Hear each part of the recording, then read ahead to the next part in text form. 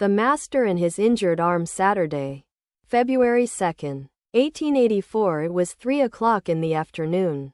Sri Ramakrishna had been conversing with Rakal, Mahamacharan, Hazra, and other devotees, when M. entered the room and saluted him. He brought with him splint, pad, and lint to bandage the Master's injured arm. Master's injured arm. One day, while going toward the pine grove, Sri Ramakrishna had fallen near the railing and dislocated a bone in his left arm. He had been in an ecstatic mood at the time and no one had been with him. Master, to M. Hello. What was ailing you? Are you quite well now? M. Yes, sir. I am all right now. Master, to Mahima. Well, if I am the machine and God is its operator, then why should this have happened to me? The Master was sitting on the couch, listening to the story of Mahamacharan's pilgrimage. Mahima had visited several holy places 12 years before.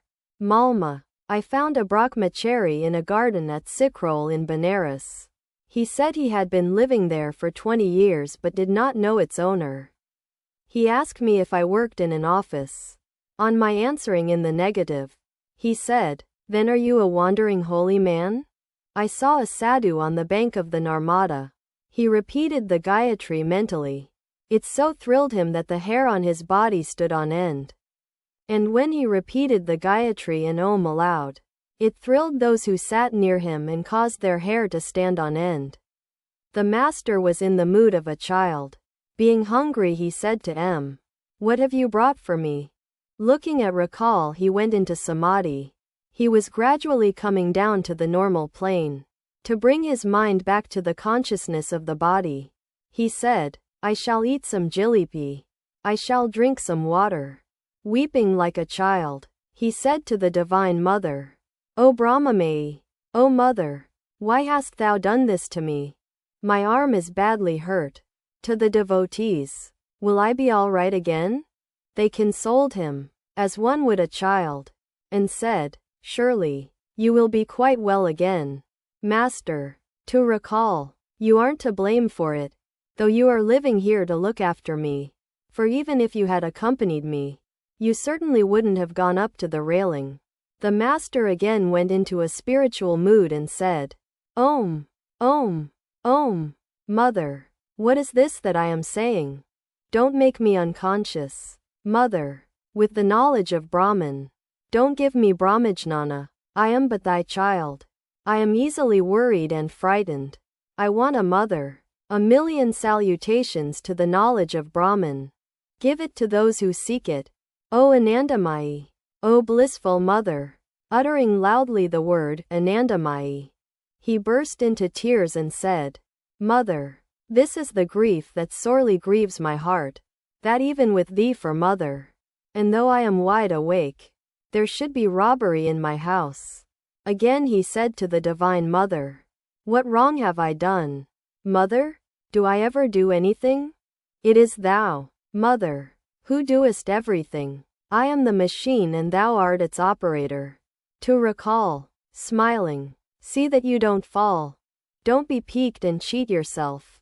Again addressing the mother, Sri Ramakrishna said, Do I weep because I am hurt? Not at all. Mother, this is the grief that sorely grieves my heart, that even with thee for mother, and though I am wide awake, there should be robbery in my house. The Master was again talking and laughing, like a child who, though ailing, sometimes forgets his illness and laughs and plays about.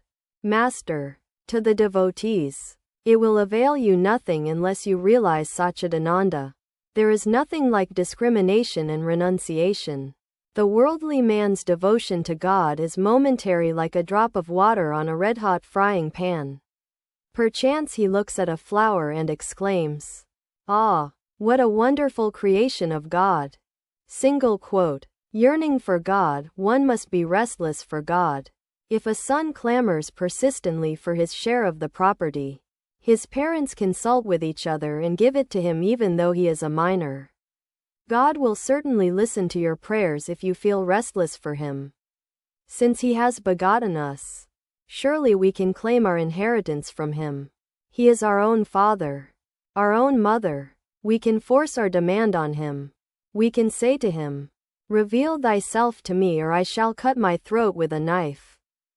Sri Ramakrishna taught the devotees how to call on the Divine Mother. Master's prayer to the Divine Mother. Master, I used to pray to her in this way. O Mother, O Blissful One, reveal thyself to me. Thou must. Again, I would say to her, O Lord of the lowly, O Lord of the universe, surely I am not outside thy universe. I am bereft of knowledge. I am without discipline. I have no devotion. I know nothing. Thou must be gracious and reveal thyself to me. Thus the Master taught the devotees how to pray. They were deeply touched. Tears filled Mahamacharan's eyes. Sri Ramakrishna looked at him and sang, "Cry to your mother Syama with a real cry, O mind. And how can she hold herself from you? How can Syama stay away?" Several devotees arrived from Shibpur. Since they had come from a great distance, the Master could not disappoint them. He told them some of the essentials of spiritual life. Master, God alone is real, and all else illusory. The garden and its owner, God and his splendor. But people look at the garden only. How few seek out the owner. Quote, Prayer and discrimination. A devotee. Sir, what is the way? Master, discrimination between the real and the unreal. One should always discriminate to the effect that God alone is real and the world unreal. And one should pray with sincere longing. Devotee. But, sir, where is our leisure for these things? Master, those who have the time must meditate and worship. But those who cannot possibly do so must bow down wholeheartedly to God twice a day. He abides in the hearts of all. He knows that worldly people have many things to do. What else is possible for them? You don't have time to pray to God. Therefore give him the power of attorney. But all is in vain unless you attain God and see him. Another devotee. Sir, to see you is the same as to see God. Master, don't ever say that again.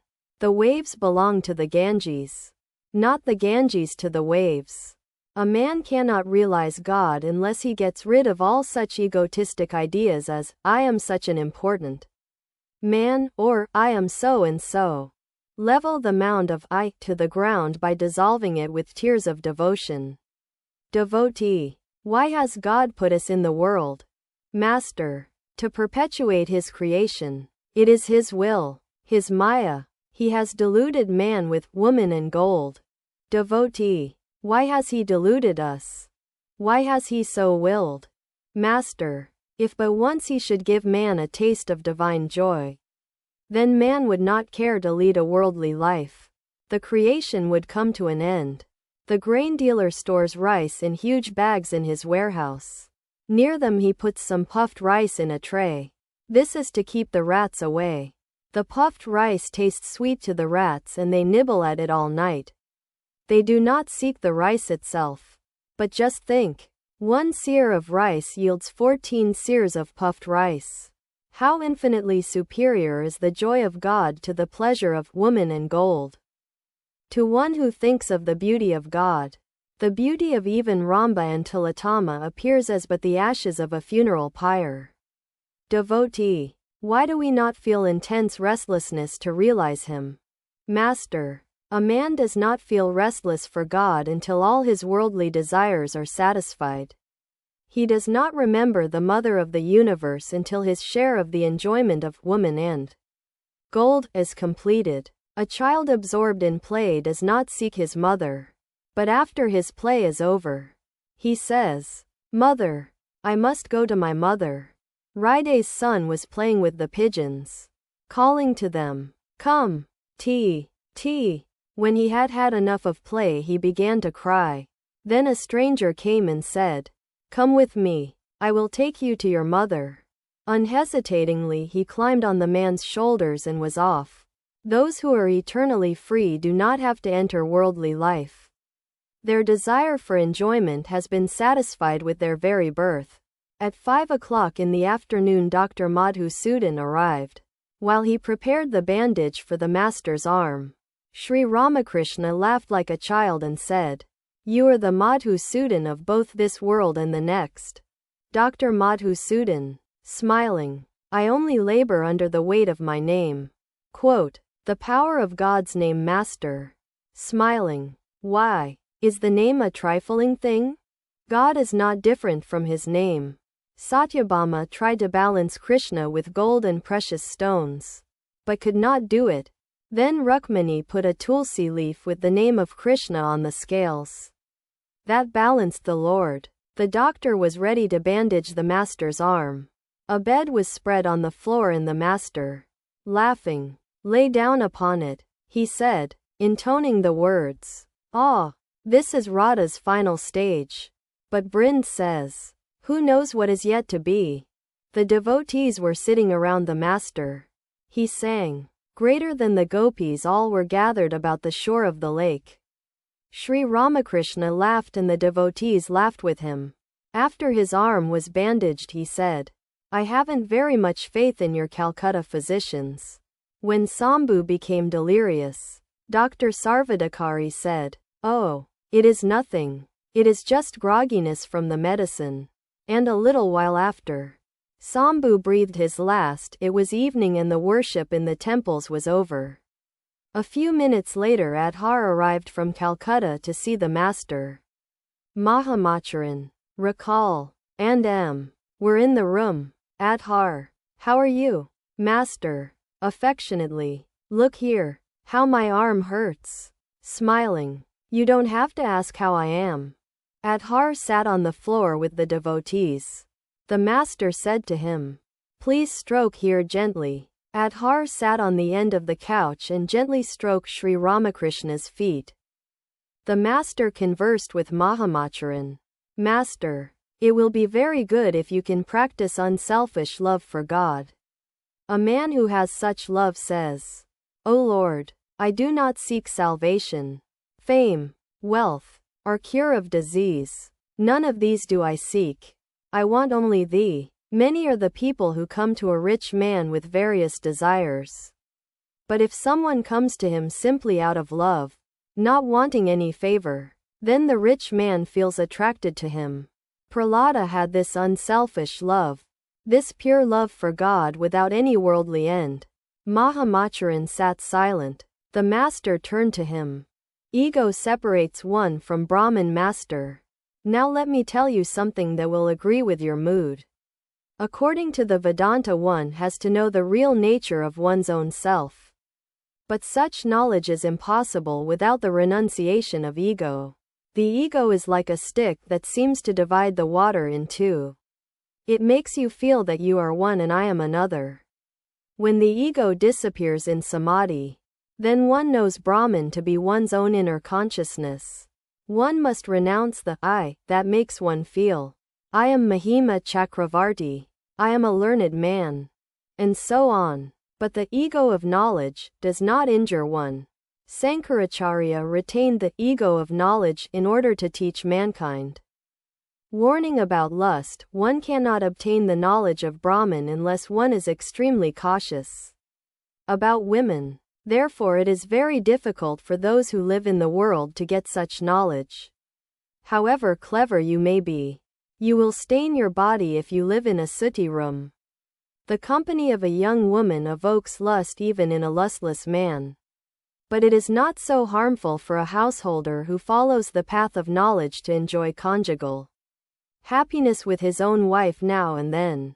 He may satisfy his sexual impulse like any other natural impulse. Yes, you may enjoy a sweetmeat once in a while. Mahamacharan laughs. It is not so harmful for a householder. Hard discipline for sannyasi, but it is extremely harmful for a sannyasi. He must not look even at the portrait of a woman. A monk enjoying a woman is like a man swallowing the spittle he has already spat out. A sannyasi must not sit near a woman and talk to her, even if she is intensely pious. No, he must not talk to a woman even though he may have controlled his passion. A sannyasi must renounce both woman and gold, as he must not look even at the portrait of a woman. So also he must not touch gold. That is to say, money. It is bad for him even to keep money near him, for it brings in its train calculation, worry, insolence, anger, and such evils. There is an instance in the sun. It shines brightly. Suddenly a cloud appears and hides it.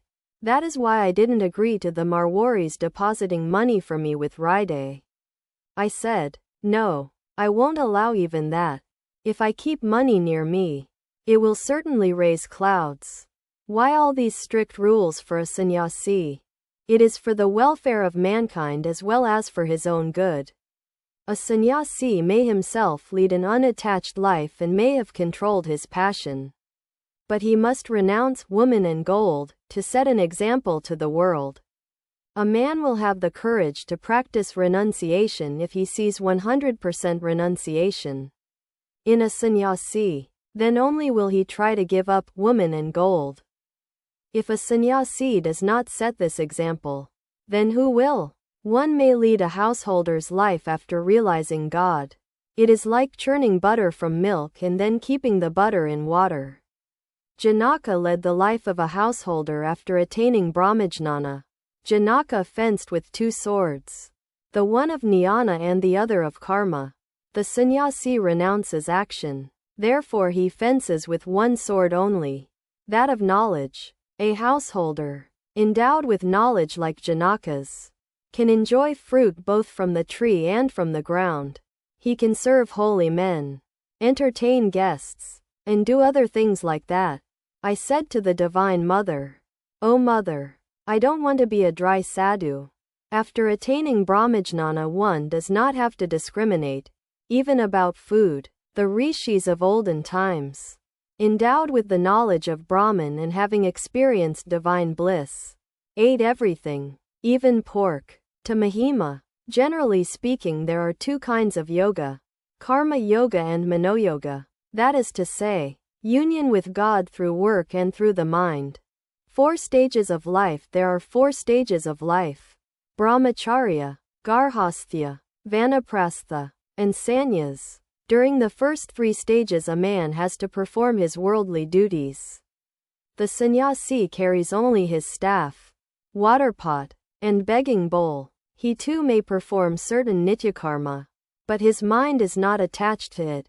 He is not conscious of doing such work. Some sannyasis perform nityakarma to set an example to the world. If a householder or a man belonging to the other stages of life performs action without attachment, then he is united with God through such action.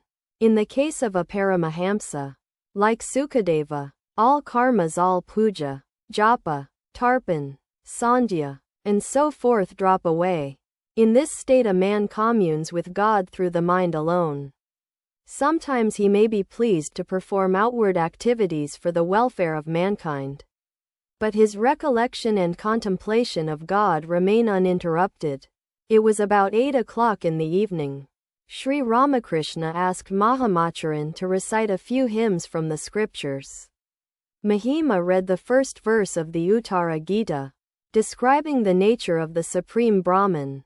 He, Brahman, is one, partless, stainless, and beyond the ether, without beginning or end, unknowable by mind or intelligence.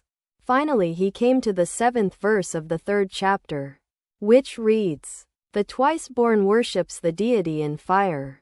The munis contemplate him in the heart. Men of limited wisdom see him in the image. And the yogis who have attained same-sightedness behold him everywhere.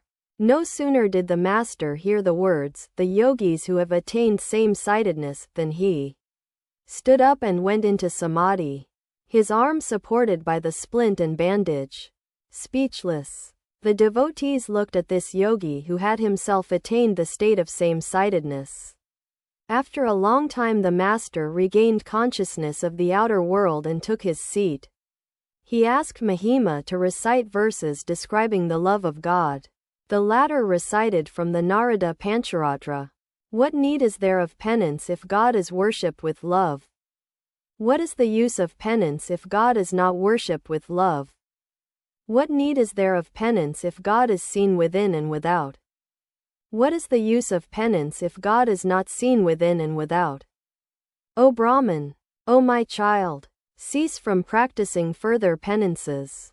Hasten to Sankara, the ocean of heavenly wisdom. Obtain from him the love of God, the pure love praised by devotees, which snaps in twain the shackles that bind you to the world. Master. Ah, ah. On hearing these verses, the master was about to go again into an ecstatic mood. But he restrained himself with effort. Mahima read from the Yati Panchaka. I am she, the Divine Mother, in whom the illusion of the universe of animate and inanimate things is seen, as in magic, and in whom the universe shines, being the play of her mind. I am she, the embodiment of consciousness, who is the self of the universe, the only existence, knowledge, and bliss. When the master heard the line, I am she, the embodiment of consciousness, he said with a smile, whatever is in the microcosm is also in the macrocosm.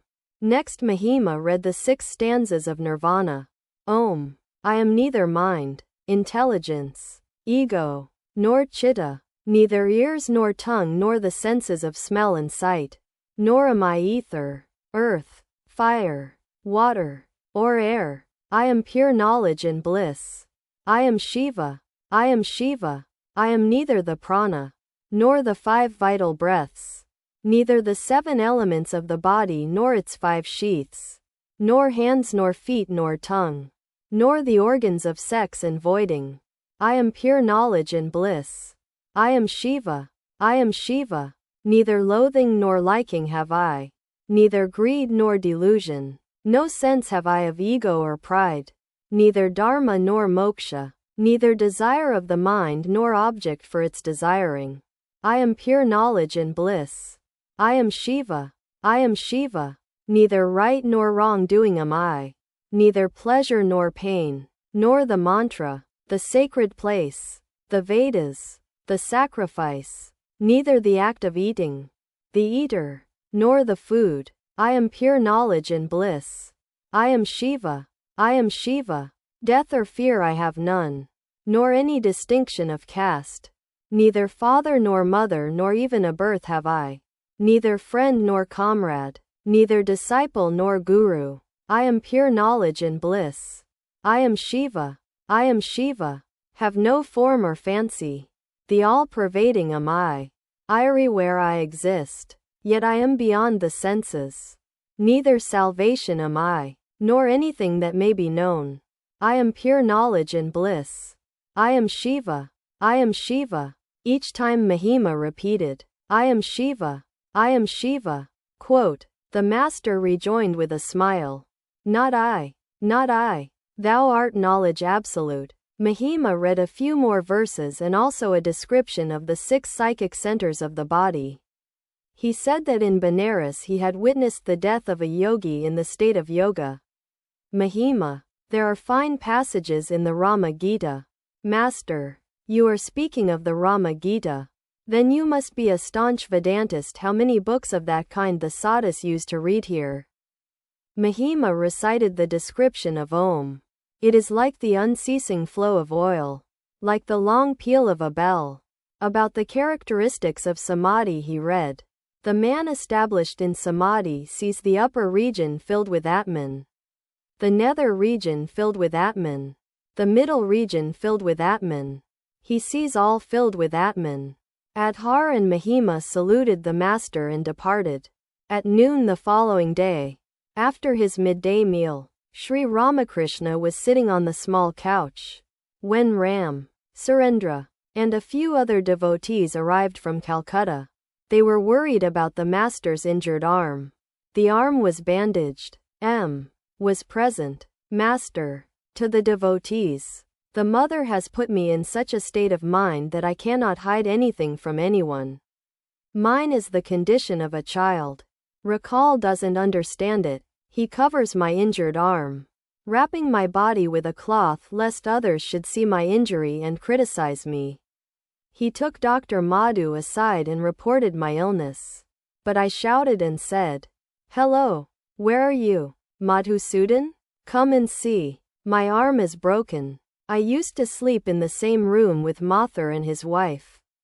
Child. I was then passing through a state of divine madness. Conversation? Yes. I would reply. They took care of me as if I were their own. Mathur would ask me, Father, do you hear our? Once Mathur's wife became suspicious of his movements and said to him, if you go anywhere, he must accompany you. One day Mathur went to a certain place and asked me to wait downstairs. He returned after half an hour and said to me, Come, Father, let us go now. The carriage is waiting. When Mathur's wife asked me about it, I reported the thing correctly. I said to her, we went to a certain house. He told me to stay downstairs and himself went upstairs. He came down after half an hour and we left the place. Of course she understood the thing in her own way. A partner of Mathur's estate used to take fruits and vegetables stealthily from the temple garden. When the other partners asked me about it, I told them the exact truth. Quote, Sunday, February 24, 1884. Sri Ramakrishna was resting in his room after his midday meal, and Mani Malik was sitting on the floor beside him. When M. arrived, M. saluted the master and sat down beside Mani. The master's injured arm was bandaged. Master. To M. How did you come? I came as far as Alambazar in a carriage and from there I walked. Manilal. Oh, he is so hot. Master. With a smile. This makes me think that all these are not mere fancies of my brain. Otherwise why should these Englishmen take so much trouble to come here? Sri Ramakrishna began to talk to them about his health and his injured arm. Master's childlike impatience. Master. Now and then I become impatient about my arm. I show it to this or that man and ask him whether I shall get well again. That makes Rakal angry. He doesn't understand my mood. Now and then I say to myself, let him go away. Again I say to the mother, Mother, where will he go? Why should he burn himself in the frying pan of the world? This childlike impatience of mine is nothing new. I used to ask Mathur Babu to feel my pulse and tell me whether I was ill. Well, where then is my faith in God? Once I was going to Kamarpukur in a bullock cart, when several persons came up to the cart with clubs in their hands. They looked like highwaymen. I began to chant the names of the gods. Sometimes I repeated the names of Rama and Durga, and sometimes Om Tat Sat, so that in case one failed another would work. 2M. Can you tell me why I am so impatient? Your mind, sir, is always absorbed in samadhi. You have kept a fraction of it on your body for the welfare of the devotees. Therefore you feel impatient now and then for your body's safety. Master. That is true. A little of the mind is attached to the body. It wants to enjoy the love of God and the company of the devotees. Mani Malik told the master about an exhibition that was being held in Calcutta. He described a beautiful image of Yasoda with the baby Krishna on her lap. Sri Ramakrishna's eyes filled with tears. On hearing about Yasoda, the embodiment of maternal love, his spiritual consciousness was kindled and he wept. Manilal. If you were not unwell, you could visit the exhibition in the Maiden. Master. 2M. And the others. I shan't be able to see everything even if I go. Perhaps my eyes will fall on some certain thing and I shall become unconscious. Then I shall not be able to see the rest. I was taken to the zoological garden. I went into samadhi at the sight of the lion. For the carrier of the mother awakened in my mind the consciousness of the mother herself. In that state who could see the other animals? I had to return home after seeing only the lion. Hence Jadu Malik's mother first suggested that I should go to the exhibition and then said I should not. Mani Malik, about 65 years old, had been a member of the Brahmo Samaj for many years. and Sri Ramakrishna gave him instruction that would agree with his mood. Master. Pandit Jainarayan had very liberal views. I visited him once and liked his attitude. But his sons wore high boots. He told me he intended to go to Benares and live there. And at last he carried out his intention. For later on he did live in Benares and die there. When one grows old one should retire, like Jainarayan, and devote oneself to the thought of God. What do you say? Manilal. True, sir. I don't relish the worries and troubles of the world. Master. Gauri used to worship his wife with offerings of flowers.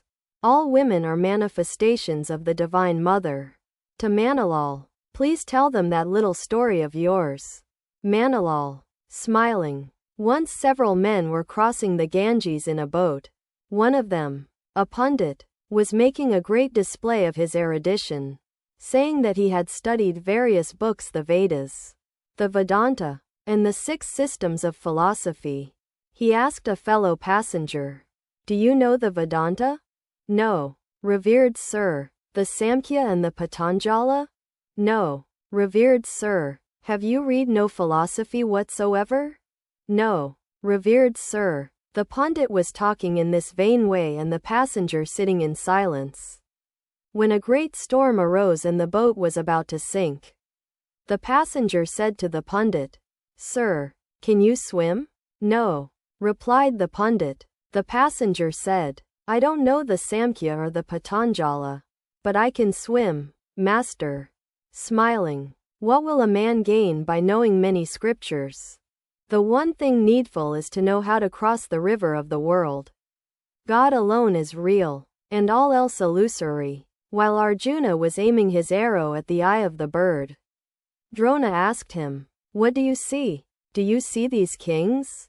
"No, sir," replied Arjuna. "Do you see me?" "No." "The tree?" "No." "The bird on the tree?" "No." "What do you see then?" "Only the eye of the bird." He who sees only the eye of the bird can hit the mark. He alone is clever who sees that God is real and all else is illusory. What need have I of other information? Hanuman once remarked, "I don't know anything about the phase of the moon or the position of the stars. I only contemplate Rama." 2M. Please buy a few fans for our use here. To Manilal. Look here. Pay a visit to his meaning M's father. The sight of a devotee will inspire you. God's manifestation as man. 2M. Since my arm was injured, a deep change has come over me. I now delight only in the Naralila, the human manifestation of God. Nitya and Lila. The Nitya is the indivisible Satchidananda, and the Lila, or sport, takes various forms, such as the Lila as God, the Lila as the deities, the Lila as man, and the Lila as the universe. Vaishnavcharan used to say that one has attained perfect knowledge if one believes in God sporting as man. I wouldn't adopt it then, but now I realize that he was right. Vaishnavcharan liked pictures of man expressing tenderness and love. To Manilal. It is God himself who is sporting in the form of man. It is he alone who has become Mani Malik. The Sikhs teach, "Thou art Satchidananda." Now and then man catches a glimpse of his real self and becomes speechless with wonder. At such times he swims in an ocean of joy. It is like suddenly meeting a dear relative. 2M. The other day as I was coming here in a carriage, I felt like that at the sight of Baburam. When Shiva realizes his own self, he dances about in joy exclaiming, "What am I? What am I?" The same thing has been described in the Adhyatma Ramayana. Narada said, "O Rama, all men are thy forms, and it is Sita who has become all women." On looking at the actors in the Ramlila, I felt that Narayana himself had taken these human forms. The genuine and the imitation appeared to be the same. Why do people worship virgins? All women are so many forms of the Divine Mother, but her manifestation is greatest in pure-souled virgins. 2M. Why do I become impatient when I am ill? Because the mother has placed me in the state of a child. The child depends entirely on its mother. The child of the maidservant, when he quarrels with the child of the master, says, "I shall tell my mother." I was taken to Radha Bazar to be photographed. It had been arranged that I should go to Rajendra Mitra's house that day.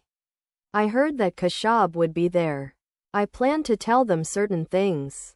But I forgot it all when I went to Radha Bazar. I said, "O mother, thou wilt speak. What shall I say? I have not the nature of a Janani." He considers himself great. He says, "What?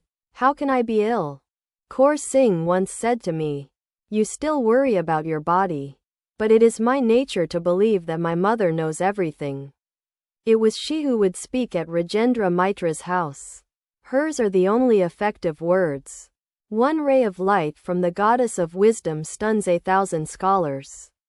The mother has kept me in the state of a bhakta, a Vishnani. That is why I joke with Rakal and the others.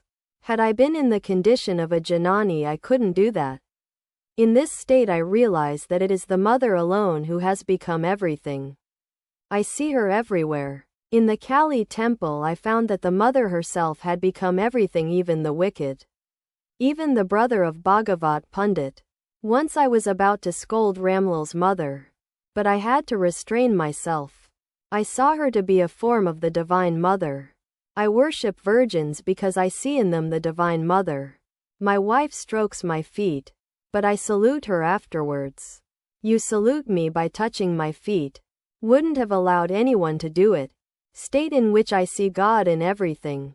But had Ride been here, who would have dared to touch them? I have to return your salutes because the mother has placed me in it, you see. One cannot exclude even a wicked person. A tulsi leaf, however dry or small, can be used for worship in the temple.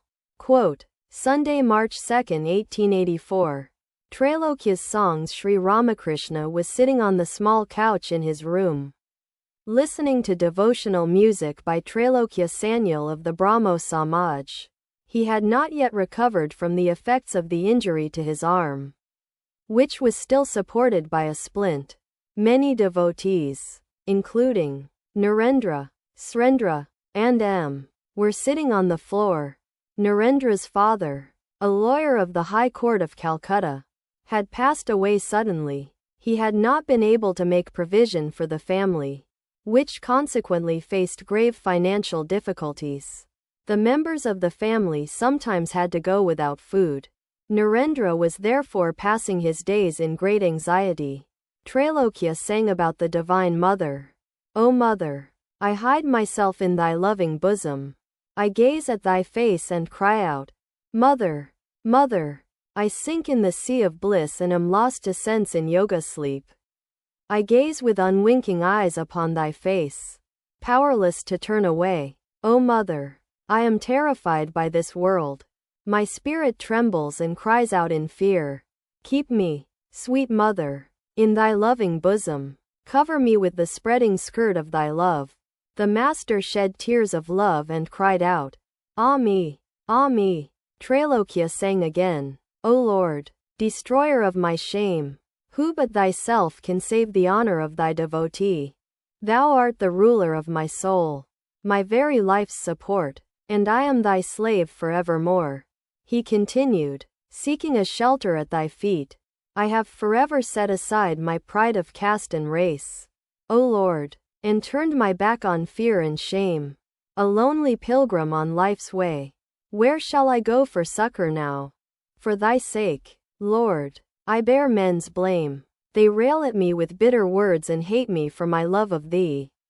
Both friends and strangers use me ill. Thou art the guardian of my name. Thou mayest save or slay me. Lord, upon the honor of thy servant rests. O Lord, thy name as well. Thou art the ruler of my soul, the glow of love within my heart. Do with me as it pleases thee. Once more he sang, Lord, thou hast taken me from home and made me captive with thy love. Shield me forever at thy feet, O thou beloved one. Upon the nectar of thy love, feed me both day and night, and save Premdas. Who is thy slave? The master again shed tears of joy. He sang some lines from a song of Ramprasad. Glory and shame, bitter and sweet, are thine alone. This world is nothing but thy play. Then why, O blissful one, dost thou cause a rift in it?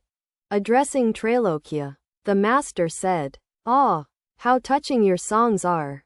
They are genuine. Only he who has gone to the ocean can fetch its water. Trailokya sang again, Thou it is that dancest, Lord, and thou that singest the song. Thou it is that clappest thy hands in time with the music's beat. But man, who is an onlooker merely, foolishly thinks it is he. Though but a puppet, man becomes a god if he moves with thee. Thou art the mover of the machine, the driver of the car. But man is weighted down with woe, dreaming that he is free. Thou art the root of everything. Thou the soul of our souls. Thou art the master of our hearts. Through thine unbounded grace thou turnest even the meanest sinner into the mightiest saint. The singing came to an end. The master engaged in conversation with the devotees. Process of negation and affirmation, and God himself has become everything master. God alone is the master. And again, he is the servant. This attitude indicates perfect knowledge. At first one discriminates, not this, and feels that God alone is real and all else is illusory. Afterwards the same person finds that it is God himself who has become all this, the universe, Maya, and the living beings. First negation and then affirmation. This is the view held by the Puranas. A Vilwa fruit, for instance, includes flesh, seeds, and shell. You get the flesh by discarding the shell and seeds. But if you want to know the weight of the fruit, you cannot find it if you discard the shell and seeds. Just so, one should attain Sarkadananda by negating the universe and its living beings.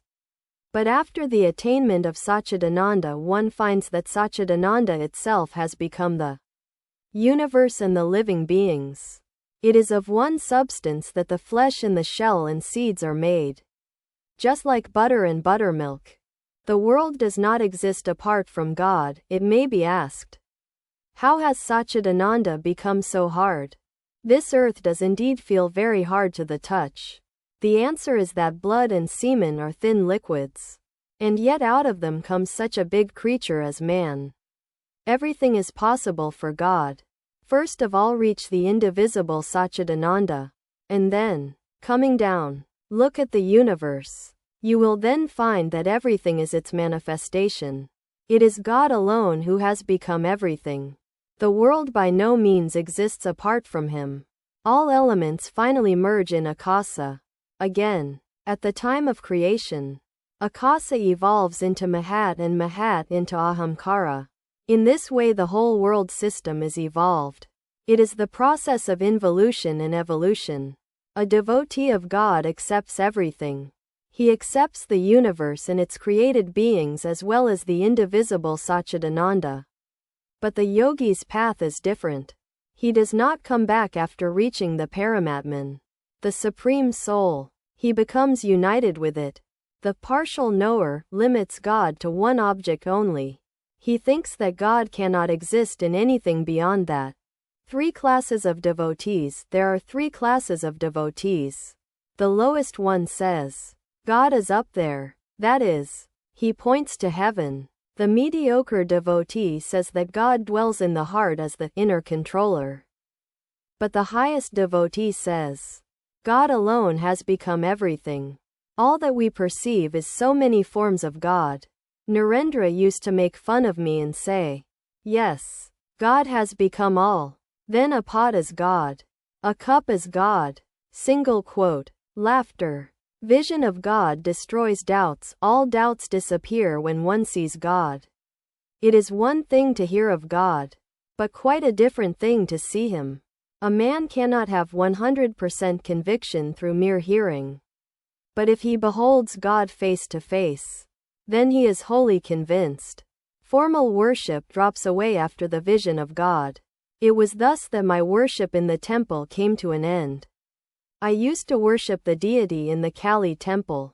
It was suddenly revealed to me that everything is pure spirit.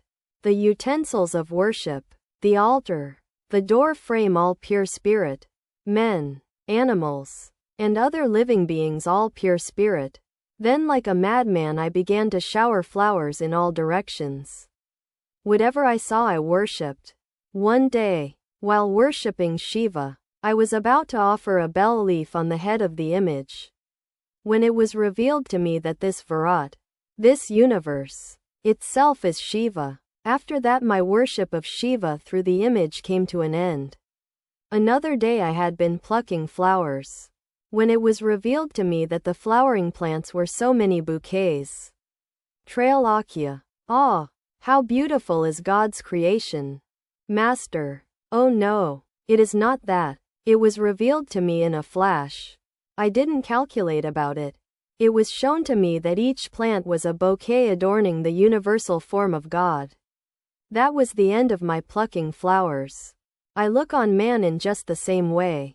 When I see a man, I see that it is God Himself who walks on earth, as it were, rocking to and fro, like a pillow floating on the waves. The pillow moves with the waves. It bobs up and down.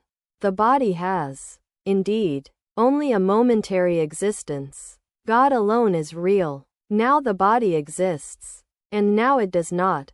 Years ago, when I had been suffering terribly from indigestion, Ride said to me, "Do ask the mother to cure you."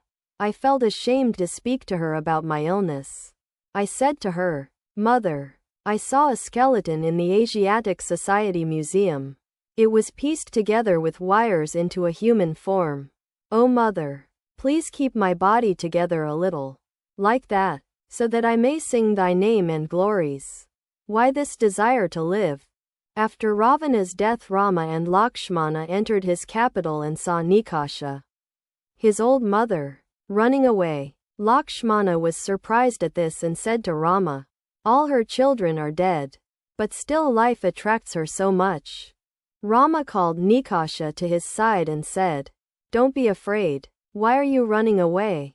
She replied, "Rama, it was not fear that made me flee from you. I have been able to see all these wondrous actions of yours simply because I am alive. I shall see many more things like these if I continue to live. Hence I desire to live. Without desires the body cannot live." Smiling, I had one or two desires. I prayed to the mother, "O mother, give me the company of those who have renounced woman and gold." I said further, "I should like to enjoy the society of thy Jnanis and Bhaktas. So give me a little strength that I may walk hither and thither and visit those people." But she did not give me the strength to walk. Trailokya, smiling, have all the desires been fulfilled? Master, smiling, no, there are still a few left. All laugh. The body is really impermanent. When my arm was broken, I said to the mother, "Mother, it hurts me very much." At once she revealed to me a carriage and its driver. Here and there a few screws were loose. The carriage moved as the driver directed it. It had no power of its own. Why then do I take care of the body? It is to enjoy God, to sing His name and glories, and to go about visiting His Jnanis and Bhaktas. Quote, Master's sympathy for Narendra's suffering. Narendra was sitting on the floor in front of the Master, to Trailokya and the other devotees. The joys and sorrows of the body are inevitable. Look at Narendra. His father is dead, and his people have been put to extreme suffering. He can't find any way out of it. God places one sometimes in happiness and sometimes in misery. Trailokya, revered sir, God will be gracious to Narendra. Master, with a smile. But when?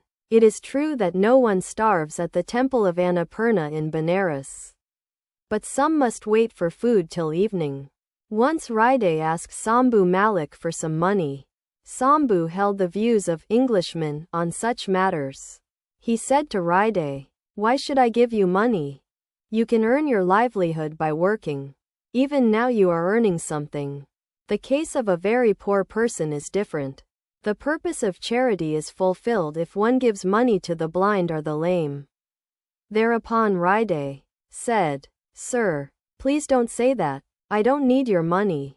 May God help me not to become blind or deaf or extremely poor. I don't want you to give. And I don't want to receive. The master spoke as if piqued because God had not yet shown his kindness to Narendra. Now and then he cast an affectionate glance at his beloved disciple. Narendra, I am now studying the views of the atheists.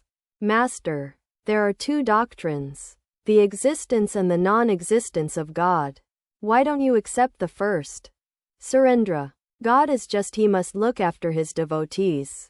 Master, it is said in the scriptures that only those who have been charitable in their former births get money in this life. But to tell you the truth, this world is God's Maya, and there are many confusing things in this realm of Maya. One cannot comprehend them. God's ways are inscrutable, the ways of God are inscrutable indeed. Bhishma lay on his bed of arrows. The Pandava brothers visited him in Krishna's company. Presently Bhishma burst into tears. The Pandavas said to Krishna, Krishna, how amazing this is! Our grandsire Bhishma is one of the 8 Vasus. Another man as wise as he is not to be found. Yet even he is bewildered by Maya and weeps at death. But, said Krishna, Bhishma isn't weeping on that account. You may ask him about it. When asked, Bhishma said, O Krishna, I am unable to understand anything of the ways of God. God himself is the constant companion of the Pandavas. And still they have no end of trouble. That is why I weep. When I reflect on this, I realize that one cannot understand anything of God's ways. God has revealed to me that only the Paramatman, whom the Vedas describe as the pure soul, is as immutable as Mount Sumeru, unattached, and beyond pain and pleasure. There is much confusion in this world of his Maya. One can by no means say that this will come after that, or this will produce that. Surendra, smiling, if by giving away money in a previous birth one gets wealth in this life, then we should all give away money now. Master, those who have money should give it to the poor and needy. To Trailokya, Jayagopal Sen is well-to-do. He should be charitable. That he is not so is to his discredit. There are some who are miserly even though they have money. There is no knowing who will enjoy their money afterwards. Jayagopal came here the other day. He drove over here in a carriage. The lamps were broken. The horse seemed to have been returned from the Charnel house. And the coachman looked as if he had just been discharged from the medical college hospital. And he brought me 2 rotten pomegranates. Quote, all laugh. Surendra, Jayagopal Babu belongs to the Brahmo Samaj. I understand that now there is not one worthwhile man in Kashyap's organization. Vijay Goswami, Shivanath, and other notables have organized the Sadharan Brahmo Samaj. Master, smiling, Govinda Adhikari, it is said, would not keep good actors in his theatre lest they should claim a share of the profit. All laugh. The other day I saw a disciple of Kashyap. A theatrical performance was being given in Kashyap's house. And I saw the disciple dancing on the stage with a child in his arms. I understand that this man delivers lectures. He had better lecture to himself. Trailokya sang. Upon the sea of blissful awareness waves of ecstatic love arise. Rapture divine. Play of God's bliss. Oh, how enthralling. Wondrous waves of the sweetness of God, ever new and ever enchanting, rise on the surface, ever assuming forms ever fresh. Then once more in the great communion all are merged, as the barrier walls of time and space dissolve and vanish. Dance then, O mind, dance in delight, with hands upraised, chanting Lord Hari's holy name. Sri Ramakrishna requested Trailokya to sing the song beginning, O Mother, make me mad with thy love. Trailokya sang, O Mother, make me mad with thy love. What need have I of knowledge or reason? Make me drunk with thy love's wine. O thou who stealest thy Bhaktas' hearts, drown me deep in the sea of thy love. Here in this world, this madhouse of thine, some laugh, some weep, some dance for joy. Jesus, Buddha, Moses, Gauranga, all are drunk with the wine of thy love. O Mother, when shall I be blessed by joining their blissful company?